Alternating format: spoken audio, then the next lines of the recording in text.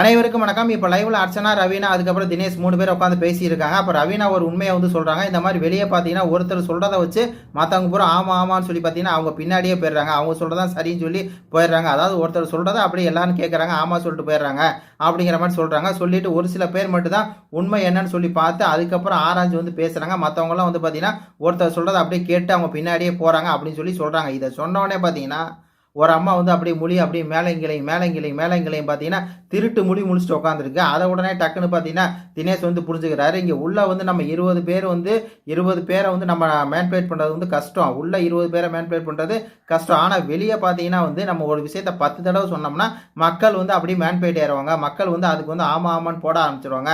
அதுதான் வந்து social media அதிகமாக நடக்கும். அது வந்து வெளியே நடக்குதா அப்படி சொல்லி கேட்குறாங்க. ஆமா ஆமா அப்படிங்கிற மாதிரி பார்த்தீங்கன்னா ரவீனா சொல்கிறாங்க.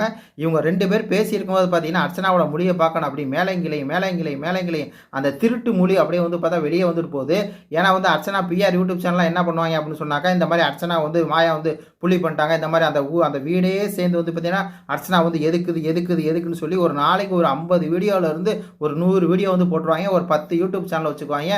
நல்லா ரொம்ப வியூஸ் போகிற மாதிரி சேனலை வச்சுக்கிட்டு திருப்பி சொன்னாங்க இல்லையா, இந்த மாதிரி அர்ச்சனா வந்து இந்த மாதிரி அர்ச்சனாவை எல்லாரும் சேர்ந்து அட்டாக் பண்ணுறாங்க, அர்ச்சனா வந்து தனிமையில் தவிக்கிறாங்க அப்படிங்கிற மாதிரி இதெல்லாம் சொல்லி தான் மக்களை வந்து இவங்க மேனிப்புலேட் பண்ணியிருக்காங்க. உண்மையான வெற்றியாளர் வந்து அர்ச்சனாவுக்கு வந்து தகுதியே கிடையாது. இந்த மாதிரி மேன்பேட் வச்சு பெய்ட் பார்ட்ஸ் வச்சு அது மாதிரி ஃபோன் கால் வச்சு தான் பார்த்தீங்கன்னா இவ்வளோ தூரம் வந்திருக்கு அப்படிங்கிற ஒரு உண்மையை வந்து உடைக்கிறாங்க. இது சொல்ல பார்த்தீங்கன்னா அர்ச்சனாவோட அந்த ஃபோட்டோ ஸ்டில்லே பாருங்களேன், அப்படியே மூஞ்சி மாறுது, கண்ணு மேலே போகுது, அப்படியே வந்து கீழே போய் அப்படியே உருண்டுக்கிட்டே இருக்கு. என்னடா நம்ம புட்டை பூரா வந்து இப்படி வந்து பற்றி வைக்கிறாளே அப்படிங்கிற மாதிரி தான் இருக்குது. அதாங்க எனக்கும் தெரியல. ஒரு யூடியூபர் வந்து சும்மா வந்து அவன் சொல்கிறான், காசு வாங்கிட்டு ஒரு விஷயத்தை வந்து சொல்கிறான். இந்த மாதிரி வந்து பார்த்தா அர்ச்சனாட்ட காசு வாங்கிட்டு அவங்க பிஆர்ட்ட வந்து காசு வாங்கிட்டு ஒரு விஷயத்தை வந்து சொல்கிறான். இந்த மாதிரி வந்து அர்ச்சனா வந்து அந்த வீட்டில் இருக்க எல்லாருமே புள்ளி பண்ணுறாங்க, அர்ச்சனா ரொம்ப நல்லவா அப்படின்னு சொல்லி சொல்கிறான். உடனே அதை வந்து பார்த்தீங்கன்னா அந்த மக்கள் வந்து அப்படியே வந்து பின்னாடி ஆமாச்சாமி போட்டு போகிறாங்க. அதை பார்க்கும்போது தான் வந்து கடுப்பாக இருக்குது நம்மளுக்கு.